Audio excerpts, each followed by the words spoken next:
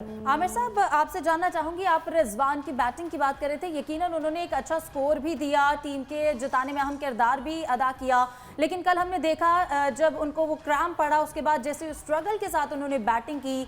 तो आप एक्सपर्ट भी हैं, आप बताइएगा कि क्रैम्प क्या है, इसकी दर्द कितनी शदीद होती है।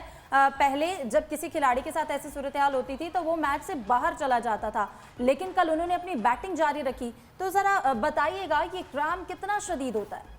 देखिए, जो ये क्रैम्प्स पड़ने शुरू होते हैं ज़्यादा स्वेट करने की वजह से होते हैं और इलेक्ट्रोलाइट्स और नमक की कमी की वजह से होते हैं।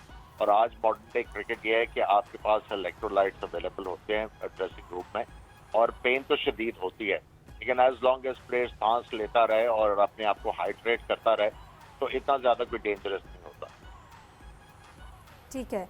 मिर्ज़ा इकबाल बेग साहब, आपकी जानिब आऊँगी। आप बात कर रहे थे कि जैसे हम मिर्ज़ा साहब से भी इस पर जानेंगे। मैं जाहिद साहब आपकी जानिब आना चाहूँगी। जैसे कि हम बात कर रहे थे कि अगर फ़खर की जगह हमने कल अब्दुल्ला शफीक को किया और फिर हमने रिजल्ट भी देखा कि उनको टीम में शामिल करने से चेंज आया। अब जब भारत के खिलाफ मुकाबला होगा तो हमें यकीनन उनकी बैटिंग लाइन को देखते हुए अपनी बॉलिंग को काफ़ी स्ट्रॉन्ग रखना है। तो क्या उसामा मीर की कोई जगह बनती है, क्या उनको शामिल किया जा सकता है? देखें, अभी तक तो लगता तो नहीं है, क्योंकि विनिंग टीम है, 2 मैच जीत चुके हैं। अब्दुल्ला शफीक का एक्सपीरियंस किया बहुत अच्छा रहा। मुझे नहीं लगता कि बाबर आजम या मिकी आर्थर या टीम मैनेजमेंट ऐसा को अब करेगी उसामा मीर को। हालांकि उनको पहले चांस देना चाहिए था शादाब की जगह पे, लेकिन क्योंकि हैदराबाद से पहली दफ़ा पाकिस्तानी टीम निकली है, आज अहमदाबाद पहुंच चुकी है और अहमदाबाद नया ग्राउंड होगा पाकिस्तान के लिए। भारत वहाँ पे क्योंकि होम ग्राउंड भी है और इंडियन टीम पहला वहाँ पर डेरे भी लगाए रखे इंडियन टीम ने, तो एक मुख्तलिफ कंडीशंस में होगा, मुख्तलिफ ग्राउंड होगा। पहला इफ्तिताही मैच यहाँ पे खेला गया था जो न्यूजीलैंड ने 9 विकेटों से, जिसमें इंग्लैंड को शिकस्त दी थी। तो मुझे कोई चेंज इतनी नज़र नहीं आती कि इतना बड़ा लेंगे एक चेंज के बाद कि उसामा मीर को शामिल करें और शादाब को बाहर बिठाएं। लेकिन जैसे मिर्ज़ा साहब कह रहे थे, इससे पहले ये एक्सपीरियंस कर लेना चाहिए था। उसामा मीर को बड़ी देर से साथ रखा हुआ है और बार बार जिक्र भी किया जाता है, लेकिन अभी तक उसामा मीर को चांस मिला नहीं है। ठीक है। आमिर सुहेल साहब, कहिएगा, हम बात कर रहे थे जब हमारा टॉप ऑर्डर कल हम कह रहे थे कि उसको चलना चाहिए, लेकिन इमाम उल हक की हम परफॉर्मेंस देख रहे हैं कि वो उस तरह से परफॉर्म नहीं कर पा रहे हैं। और हमने फ़खर जमान को भी चेंज कर लिया, लेकिन इमाम उल हक जो है, क्या वो एक ही तरीके से बार बार आउट हो रहे हैं? उनकी टेक्निक चेंज करने की ज़रूरत है, क्यों वो इसमें चेंज नहीं ला पा रहे? देखिए, वो अपने आप को उन्होंने फ्रंट फुट पे जो है वो कमिट किया होता है और वहाँ से वो बगैर अपना बैकफुट हलाए हुक करने की कोशिश कर रहे हैं और उनका बैलेंस ठीक नहीं है, जिसकी वजह से वो हुक शॉट कंट्रोल नहीं कर पा रहे। देखिए, जहाँ तक इमाम की बात है, इमाम जो है वो काफी देर तक वो छुपे रहे, तब फखर जमान आके हिटिंग कर लेते थे और ये आराम आराम से खेल के अपने लिए स्कोर कर लेते थे। लेकिन जब अब प्रेशर पड़ा है, फखर की नहीं लग रही थी, वो ड्रॉप हो गए। अब इनको थोड़ा सा तेज खेलना पड़ा है तो इनको बहुत ज्यादा उसमें दिक्कत हो रही है। तो लेट्स होप कि अगले मैचेस में आके ये जो जॉब अब इनके जिम्मे पड़ा है उसको सही तरह से ये जो है वो कर सके। ठीक है। मिर्ज़ा साहब, आप कहिएगा, अब हम हैदराबाद से अहमदाबाद शिफ्ट हो रहे हैं।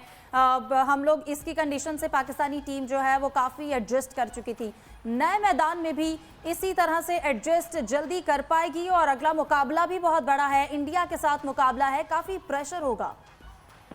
देखिए, हैदराबाद के मुकाबले में यहाँ हिफ्जा पाकिस्तानी क्रिकेट टीम की सिक्योरिटी भी बहुत ज्यादा होगी। जिस तरह से गुज़िश्ता दिनों इस किस्म की इतलात आई कि कोई थ्रेट है, तो एक दूसरे पाकिस्तानी टीम माजी में यहाँ अहमदाबाद में मैचेस खेल चुकी है। ये लॉट नहीं खेली क्योंकि ये लॉट तो पहली मरतबा वहाँ गई है, तो माजी में खेल चुके हैं। लेकिन अब देखना ये कि इस मैदान पर इस कंडीशंस में कि जहाँ 1,32,000 तमाशाइयों पे बैठने की गुंजाइश है, वहाँ उस कंडीशन में जहाँ भारतीय टीम को मुकम्मल सपोर्ट हासिल होगा, उस कंडीशन में पाकिस्तान कैसे परफॉर्म करता है।